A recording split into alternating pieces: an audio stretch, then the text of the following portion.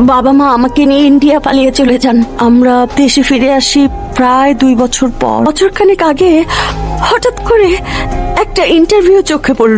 সেটা পড়েই আমি নিশ্চিত হলাম তিনি আমার সেই দপদপিয়া গ্রামের আমার ফাতেমা আপা। ফাতেমা পাই তোর বাবার এই কারাগার থেকে তার নিজের গড়া স্বপ্ন কবিতালয়ে আমাকে ভর্তি করতে বাধ্য। এই একজন মানুষই তোর মাকে দুইবার জীবন দিয়েছে, তার জন্য তুই সামান্য এইটুকু করতে পারবি না?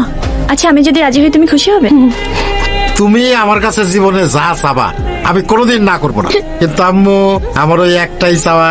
তোমার পছন্দের ছেলেকে বিয়ে করতে হবে, তাই তো? করবো তো আব্বু, ট্রাস্ট মি, আই প্রমিস। যাবেন না আপনি? বাচ্চাটা হাত কেটে গেছে, আপনারা ওনাকে রেখে চলে যাবেন নাকি? উনি তো আসতেছে না। আরে ভাই, এখানে এভাবে ডাকাতি হয়, থাকা যাবে মানে না। এখানে আসলেই মনটা ভালো হয়ে যায়, কিন্তু আজকে কেন জানি ভিতর থেকে কেমন খচখচ করছে। মামা, আমরা রাস্তায় একটা জলজান্ত মেয়েকে ফেলে এসেছি।